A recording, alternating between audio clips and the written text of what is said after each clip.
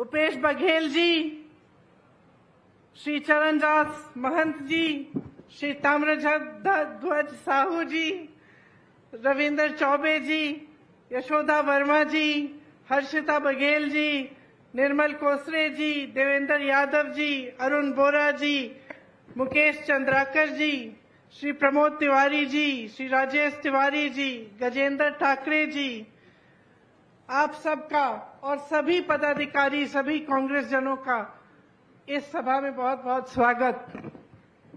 आज बुखार तो है, लेकिन आप सबको देख के खुशी ही होती है,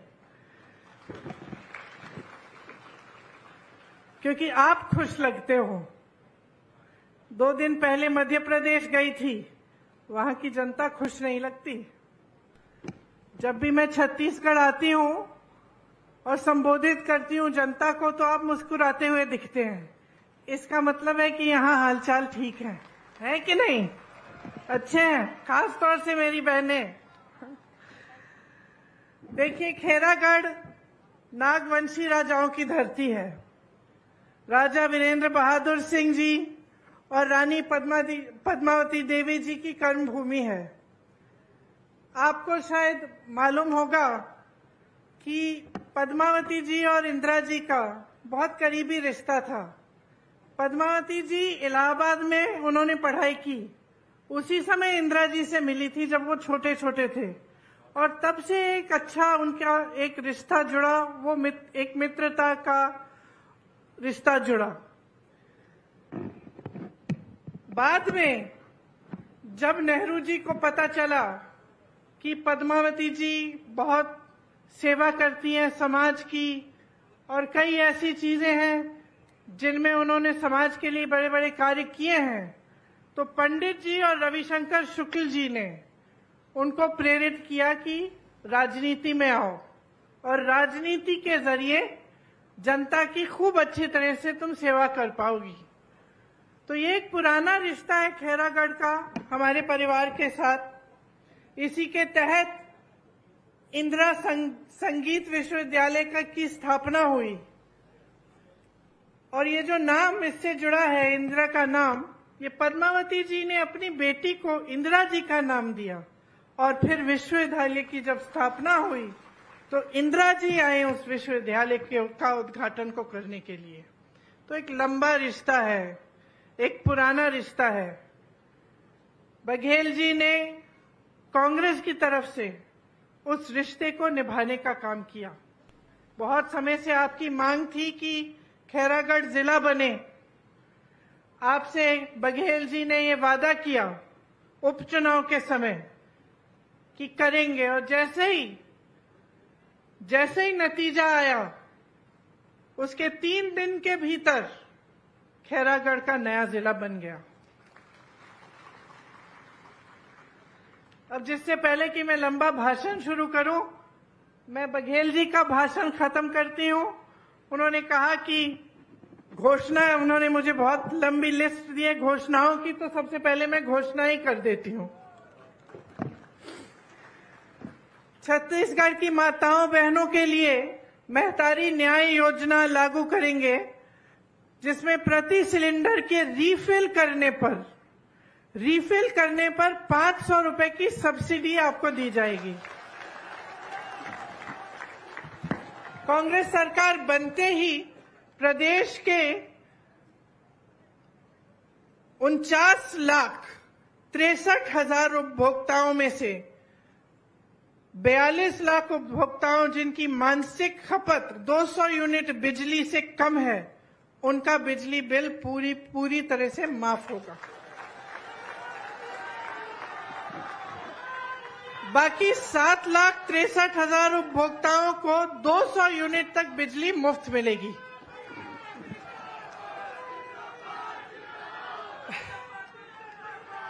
महिलाओं द्वारा संचालित स्वयं सहायता समूह के कर्ज को माफ किया जाएगा, और महिलाओं द्वारा सक्षम योजना अंतर्गत लिए गए ऋण को भी माफ किया जाएगा। 700 नए ग्रामीण औद्योगिक पार्क बनेंगे। अभी 300 पार्क हैं, आगे 1000 ग्रामीण औद्योगिक पार्क हो जाएंगे। राज्य के सभी 6000 सरकारी हायर सेकेंडरी और हाई स्कूल को स्वामी आत्मानंद इंग्लिश और हिंदी मीडियम स्कूलों में अपग्रेड किया जाएगा। बहुत बढ़िया घोषणा है ये। सड़क दुर्घटना और अन्य आकस्मिक दुर्घटनाओं के लिए में छत्तीसगढ़ निवासियों को निशुल्क स्वास्थ्य की सुविधा मिलेगी। परिवहन व्यवसाय से जुड़े 6000 से अधिक वाहन मालिकों के 2018 तक से 726 करोड़ राशि के बकाया मोटरयान टैक्स ब्याज के कर्ज की माफी की जाएगी। सरकार बनते ही किसानों से तीवरा को भी एमएसपी में खरीदा जाएगा। तो देखिए, ये बहुत जरूरी है कि आप छत्तीसगढ़ की जनता हो, आप समझो कि आज छत्तीसगढ़ कहां खड़ा है। सामने दो राहें हैं, या तो आप भाजपा को चुनेंगे या आप कांग्रेस को चुनेंगे। और आप जहां पे आप खड़े हैं उसे समझना इसलिए जरूरी है कि कहीं गलती से आप गलत चीज न चुन लें। मैंने कहा मैं मध्य प्रदेश गई, ये छोटी बात नहीं है कि वहां की जनता दुखी लगती है। दुखी किस लिए है? क्योंकि वहां जाके देखिए उनको कितना मिल रहा है धान के लिए। जब मैंने मंच से कहा मध्य प्रदेश में कि जानते हैं कि छत्तीसगढ़ में जो आपसे लगा हुआ प्रदेश है, छत्तीसगढ़ में 2400, अब तो ज्यादा बढ़ गया है, 2600 कुछ हो गया है, 2400 से 2600 का आपको धान के लिए आपको दाम मिल रहा है, तो चौंक गई जनता। मैं देख रही थी लोगों के चेहरे चुप हो गए। बिजली बिल माफ करने की बात जो यहां पे मैं कर रही हूं, ये बातें, कितना विकास हुआ है। आज छत्तीसगढ़ देश और दुनिया में पहचाना जाता है। यहां आने से पहले आपकी बनाई हुई वो रागी का जो आटा है उसकी रोटी मैं खा के आई हूं, रोज खाती हूं। कहां आपने सोचा था कि जो वन के उपज हैं, 67 वन के उपजों के लिए आपको एमएसपी मिलेगी? क्या आपने सोचा था कि आपकी संस्कृति पूरे देश भर में फैलेगी, कि आपकी पहचान एक अलग पहचान बन जाएगी? क्या आपने सोचा था कि एक ऐसी सरकार आएगी जो आपको केंद्र सरकार की नीतियों से बचा कर रखेगी? कोविड आया, कोरोना आया, तमाम बेरोजगारी फैली, मुश्किलें आई, लेकिन आपको फिर भी बघेल जी की सरकार ने बचा के रखा। देश भर में जितनी बेरोजगारी आज है 45 सालों में नहीं हुई है, इतनी बढ़ गई है बेरोजगारी। छत्तीसगढ़ वो प्रदेश है जिसमें पूरे देश भर से सबसे कम बेरोजगारी है। आज पलायन बहुत होता था, नौकरियां नहीं मिलती थी प्रदेश में, लोग जाते थे शहरों में, बड़े बड़े शहरों में, अन्य प्रदेशों में रोजगार ढूंढने के लिए। आज आपकी परिस्थिति ये है कि आज के खेती किसानी छत्तीसगढ़ में बढ़ रही है। दूसरे प्रदेशों से लोग यहां आ रहे हैं। दिल्ली में मैं कुछ उद्योगपतियों से ऐसे ही मैं मिली, मुझे कह रहे थे कि सुना है कि रायपुर सबसे अच्छी जगह बन गई है बिजनेस करने के लिए, वहां से यहां आ रहे हैं। आपका प्रदेश आज इस जगह खड़ा है जहां आपके आत्मसम्मान को बढ़ाया गया है। देश में आपका मान सम्मान सबसे ऊंचा है, सबसे कम बेरोजगारी है, खेती से अच्छी कमाई हो रही है, सरकार से राहत मिल रही है हर चीज के लिए, चाहे वो गैस का सिलेंडर हो, चाहे महंगाई हो, चाहे बच्चों का इलाज हो। तो आप यहां खड़े हैं। और आपके साथ वाले प्रदेश मध्य प्रदेश, मैं बताती हूं आपको, जानते हैं कितनी घोषणाएं की हैं इन्होंने, इनकी सरकार ने? बताइए कितनी घोषणाएं की होंगी? 100, 1000, कितनी की होंगी? 22,000 घोषणाएं की होंगी। 22,000 घोषणाएं की हैं और मैं दावे के साथ कह सकती हूं आधी भी पूरी नहीं होंगी। और यहां आपकी सरकार, उपचुनाव में घोषणा हुई कि आपका जिला बनेगा, नतीजे निकलने के 2 दिन बाद, 3 दिन बाद बन गया। जहां 22,000 घोषणाएं इन्होंने की, 220 घोटाले किए हैं। 250, शायद 250 महीनों की या हफ्तों की सरकार है, 220 इन्होंने घोटाले कर डाले, हर चीज में घोटाले। यहां पे आपको जो सरकार मिल रही है वो दिन रात आपके लिए काम कर रही है, और ये मैंने अपने आंखों से देखा है। बघेल जी के साथ मैंने काम किया, उत्तर प्रदेश में प्रभारी थे कांग्रेस पार्टी के, उसके बाद हिमाचल प्रदेश में हमने काम किया, और मैंने देखा कि किस तरह से दिन रात आपके लिए काम हो रहा है। चाहे वो हिमाचल में हो, उत्तर प्रदेश में हो, चिंता आपकी है कि मैं क्या करूंगा, किस तरह से मैं महिलाओं को आगे बढ़ाऊंगा। गर्व से कहते हैं कि दीदी हमारे यहां महिलाएं सबसे ज्यादा सक्षम हैं। आप क्या सोच सकते थे कि जहां पूरा उत्तर भारत जूझ रहा है आवारा पशुओं की समस्या से, आपकी जैसे बहनें सुबह से लेकर शाम तक धूप में पहरेदारी करती हैं अपनी खेतों की, कि आवारा पशु आएगा खेत खा जाएगा, रात को भी नहीं छोड़ते, किसान रात भर बैठे रहते हैं। और ये आज का सिलसिला नहीं है, ये 5-6 सालों से चल रहा है।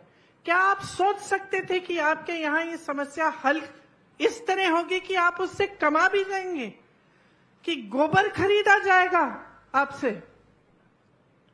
कि गौठान ऐसे बनाए जाएंगे जहां पे महिलाओं को लाखों रुपए का फायदा हो रहा है।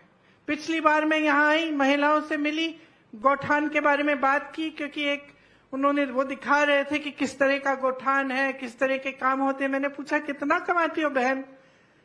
एक ने कहा 1 लाख, किसी और ने कहा 6 लाख दीदी।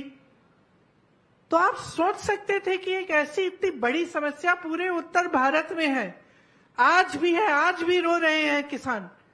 आपके यहाँ इस तरह से इतनी खूबसूरती से हल हो जाएगी कि इससे आपको रोजगार भी मिलेगा, महिलाएं सक्षम भी बन जाएंगी, गोबर भी बेच पा रही हैं, उससे भी कमा रही हैं, और ये समस्या हल हो गई। तो इसके लिए एक सोच की जरूरत होती है, और ये कांग्रेस पार्टी की ही सोच है जिसमें से भूपेश बघेल जी उभरे हैं। किसान के बेटे तो हैं, इसका मतलब है आपकी समस्याओं को अच्छी तरह से समझते हैं, क्योंकि आपका जीवन जानते हैं, जीवन जिया है उन्होंने। लेकिन ऊपर से एक सोच है हमारी पार्टी की, जो महात्मा गांधी जी की सोच थी। क्या सोच थी? कि देश का विकास तब तक पूरा नहीं होगा जब तक ग्रामीण विकास पूरा नहीं होगा, जब तक गरीब से गरीब जनता अपने पैरों पे खड़ी न हो पाए। ये है कांग्रेस पार्टी की सोच। पंचायती राज की जो सोच है, जिसके तहत आपको अपनी सत्ता अपने हाथों में दी गई, ये कांग्रेस पार्टी की सोच है। लोकतंत्र की सब समान दृष्टि से सबको देखा जाए, ये कांग्रेस पार्टी की सोच है। और लोकतंत्र जिसमें आपका सबसे बड़ा अधिकार, आपकी सबसे बड़ी शक्ति आपका वोट होता है, एक बहुत बड़ी जिम्मेदारी दी है संविधान ने आपको।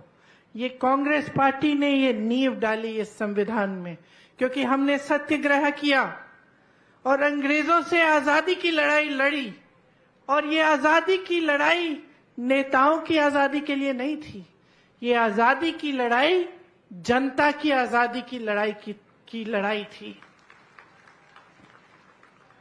वो महापुरुष जो इस देश के लिए शहीद हुए, वो चाहते थे कि यहां बैठे एक एक भाई को, एक एक बहन को सत्ता अपने हाथों में मिले, एक पूरी शक्ति मिले, जिससे वो अपने जीवन और अपने भविष्य में बदलाव ला पाए। ये थी और है हमारी कांग्रेस पार्टी की नींव, और यही हमारी विचारधारा है। इसीलिए सबसे बड़ा काम क्या किया है हमारी सरकार ने छत्तीसगढ़ में? सबसे बड़ा काम ये किया है कि जो देश की संपत्ति केंद्र की सरकार देश की जनता से छीनी जा रही है, वो प्रदेश की सरकार ने देश की जनता को, प्रदेश की जनता को वापस दी है। सबसे बड़ा काम ये किया है कि जो आपकी संपत्ति है, आपका पैसा है, आप ही के जेब में गया है। ये योजनाएं जिनके बारे में हम बात करते हैं, चाहे रोजगार की योजना हो, चाहे महंगाई को कम करने की योजना हो, चाहे महिलाओं के विकास की योजना हो, ये सब क्या है? इसके लिए पैसे कहां से मिलते हैं? ये सरकार के पैसे सरकार जनता को दे रही है। जब हम सब्सिडी की बात करते हैं कि आप सिलेंडर को फिर से जब भरने जाएंगे आपको 500 रुपए मिलेंगे, इसका मतलब है कि हम जो आपकी संपत्ति है, जो सरकार के पास पड़ी है, उसमें से निकालकर आपको वापस पैसे दे रहे हैं। लेकिन केंद्र की सरकार क्या कर रही है? वही संपत्ति छीनकर बड़े बड़े उद्योगपतियों को दे रही है। तो अडानी जैसे जो बड़े बड़े उद्योगपति हैं, जिनको सारी खदानें दी जाती हैं, सारे बंदरगाह, सारे हवाई अड्डे, सारे बड़े बड़े कंपनियां, सरकारी कंपनियां, ये तो आपकी संपत्ति है जो दी जा रही है। आपको रोजगार मिलता था वहां से, आपके बच्चों का भविष्य बनता था, आपको पेंशन मिलता था।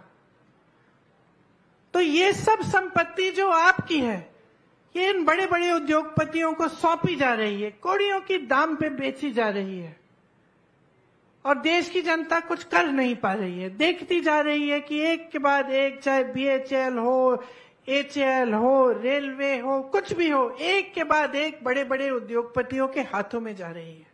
हम समानता की बात करते हैं, हम कहते हैं कि सबको शक्ति मिलनी चाहिए, सबको सत्ता मिलनी चाहिए।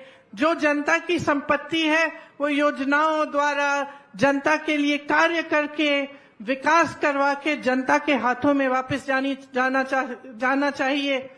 ये लोग कहते हैं उठा के अपने उद्योगपति मित्रों को दे दो। तभी तो बेरोजगारी बढ़ रही है, क्योंकि जहां से रोजगार बनता है वो सब माध्यम इन्होंने बंद कर दिए हैं। तो अब आगे भविष्य में क्या किया जाए? अगर आप सोच समझ के नहीं अपना वोट अपने विवेक से आप नहीं वोट देंगे, तो आगे जाके छत्तीसगढ़ में यही नौबत आएगी।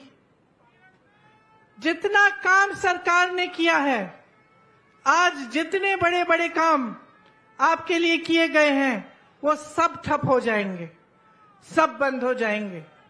आज आपके प्रदेश को देख के लोग कहते हैं छत्तीसगढ़ का मॉडल गुजरात मॉडल से कहीं अच्छा है। वो तो दिखावे का मॉडल था, उसमें सब सुनहरा दिखता था, लेकिन हमने देख लिया है कि क्या हुआ। देश में इन्होंने यही मॉडल लागू किया, सारी संपत्ति उठा के अपने बड़े बड़े उद्योगपति मित्रों को दे दिए, बेरोजगारी बढ़ गई, महंगाई बढ़ाई, किसी को राहत नहीं दी। चाहे किसान हो, महंगाई से जूझ रहा है, डीजल पेट्रोल के दाम जूझ रहा है, परेशान है। चाहे युवा हो, रोजगार नहीं मिल रहे हैं। आपके यहां जैसे मैंने कहा, धान जो खरीदा जा रहा है सबसे ज्यादा 2640 रुपए का जो है, सबसे ज्यादा छत्तीसगढ़ में है। आज लाखों किसानों को 23,000 करोड़ रुपए तक इनपुट सब्सिडी दी गई है। लाखों किसानों को का कर्ज माफ किया गया है, 10,000 करोड़ रुपए तक कर्ज माफ किया गया है। बिजली बिल आधा किया, 5 लाख कृषि मजदूरों को 7,000 रुपए प्रति वर्ष दिया गया। वन उपज के जरिए आपको आपकी आय बढ़ाई गई। मिलेट प्रोडक्शन की बड़े बड़े प्लांट लगाए गए।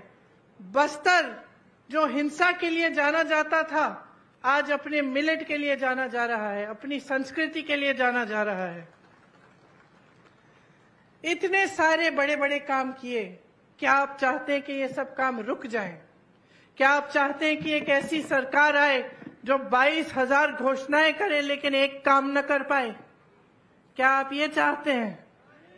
क्या आप चाहते हैं कि जो छत्तीसगढ़ का किसान है वो इसी तरह परेशान किया जाए जिस तरह पूरे देश भर में भाजपा की सरकारें किसानों को परेशान कर रही हैं? क्या आप चाहते हैं कि आप मेहनत से अपने बच्चों को पढ़ाएं लिखाएं लेकिन उन्हें रोजगार ही न मिले, कोई संभावना ही ना हो कि अपना भविष्य बना पाएं जैसे तमाम भाजपा के प्रदेशों में है? या आप चाहते हैं कि इस तरह की सरकार आपके यहां चले जो आपके लिए दिन रात काम करे? आपको समझना पड़ेगा कि आप कहां पे हैं और आगे आपको कहां चल के जाना है। अगर 5 सालों के लिए एक ऐसी सरकार आ जाए जो आपके हित में काम न करे तो नुकसान किसी नेता का नहीं होगा, नुकसान आपका होगा, आपके बच्चों का होगा, आपके भविष्य का होगा। महिलाओं के लिए मेरी बहनें बैठी हैं, कितनी अच्छी अच्छी योजनाएं हैं, सब बंद हो जाएंगी क्योंकि महिला को आगे बढ़ाना इनके जहन में ही नहीं है। आप देख लीजिए, मध्य प्रदेश जैसे 18 सालों से इनकी सत्ता है मध्य प्रदेश में, क्या किया इन्होंने महिलाओं को आगे बढ़ाने के लिए? सबसे ज्यादा हिंसा वही है महिलाओं पे, हर रोज 17 बलात्कार होते हैं, सुरक्षा ही नहीं है। लेकिन चुनाव से 2 महीने पहले लाडली बहना योजना निकाल दी कि हम आपको आपके खाते में हर महीने थोड़े से पैसे डालेंगे। क्या समझते हैं कि महिलाएं बेवकूफ हैं? 18 सालों से आपने कुछ नहीं किया महिलाओं के लिए, चुनाव आ रहा है 2 महीने पहले आपने योजना निकाल दी और आप सोचते हैं कि महिलाएं आपको धड़ाधड़ वोट दे देंगी। ये सोच है इनकी। और यहां की सोच 10,000 गौठान बनाए हैं जिससे आपको रोजगार मिलता है, आपका हुनर बढ़ाया जाता है, आपको रोजगार देने का काम किया है। मैं बात कर रही थी बघेल जी से कि आरक्षण होना चाहिए महिलाओं के लिए सरकारी नौकरियों में, कहते हैं यहां तो पहले से है, यहां तो सबसे ज्यादा नौकरियां, सबसे ज्यादा सक्षम महिलाएं हैं। तो ये एक सोच होती है, सोच ये है कि आपको आगे बढ़ाना है, आपका विकास करना है। ये सोच नहीं है कि चुनाव आएगा घोषणा कर देंगे, लोगों को फुसला देंगे, चुनाव आ रहा है धर्म की बात कर लेंगे, लोगों का ध्यान भटका देंगे, लोगों के जज्बात धर्म से जुड़े ही हैं, हमें वोट मिल जाएगा, सत्ता में रह जाएंगे, बाकी बाद में देखा जाएगा। ये सोच नहीं है, ये भाजपा की सोच है और ये सोच हमने बार बार देखी है। एक मुख्यमंत्री आपके, एक सरकार आपकी जो आपके लिए काम करके दिखाना चाहती है, जिन्होंने जो कहते हैं कि मेरे से कुछ भी सवाल पूछ लो, समस्या है आकर बताओ, उसको सुलझाने का रास्ता मैं निकालूंगा। और दूसरे वो जो सिर्फ आपका ध्यान भटकाने का काम करते हैं। 2 चीजों में बहुत फर्क है बहनों, क्योंकि जब नेता को मालूम हो जाता है ना कि उसे काम करने की जरूरत नहीं है, कि चुनाव आएगा मैं कोई अच्छी सी घोषणा कर दूंगा, मैं धर्म की बातें कर दूंगा, लोगों में भय, दिलों में भय डाल दूंगा और बोलूंगा कि भाई तुम्हारे धर्म को सुरक्षित रखने वाला मैं हूं और धर्म के आधार पर मैं वोट मांग लूंगा तो मेरी नैया पार हो जाएगी। वो बहुत अलग तरह का नेता होता है। जो नेता समझता है कि अगर मैं काम नहीं करूंगा, अगर मैं जनता के साथ विश्वासघात करूंगा तो दोबारा जनता मुझे वोट नहीं देगी, तो मैं सत्ता में फिर से नहीं आ सकता। एक नेता वैसा हो जो मन में जनता के लिए श्रद्धा रखता है, जो जनता का आदर करता है, जो दिल से चाहता है कि जनता की समस्याओं का हल किया जाए, वो बहुत अलग तरह का नेता होता है। ये 2 अलग अलग राजनीति हैं बहनों और भाइयों, और आप जहां खड़े हैं आपके सामने यही 2 रास्ते हैं। एक राजनीति जो आपका ध्यान भटकाएगी, जो आपको आगे बढ़ाने की बातें करेगी, लेकिन जब Congress party OBC, SC, ST के लिए जातिगत जनगणना की बात करेगी तब चुप हो जाएंगे। हम क्या कह रहे हैं? हम कह रहे हैं कि गिनती कर लो, देश में गिनती कर लो कितने ओबीसी हैं, कितने एससी हैं, कितने एसटी हैं, कौन कौन क्या क्या है, ताकि जब योजनाएं बने, जब रोजगार बांटे गए, जब ये सब काम हो तो अच्छी तरह से न्यायपूर्वक हो। अगर गिनती ही नहीं होगी, अगर हमें मालूम ही नहीं कि हमारे गांव में कितने बच्चे हैं, कितने शिक्षित हैं, कितने नहीं हैं, कितने कुछ भी ये गिनती नहीं होगी, तो हम उस गांव का विकास कैसे करेंगे? तो हम ये सवाल उठा रहे हैं कि जातिगत जनगणना करो। बिहार में जब गिनती हुई तो पता चला 84% ओबीसी एससी एसटी हैं।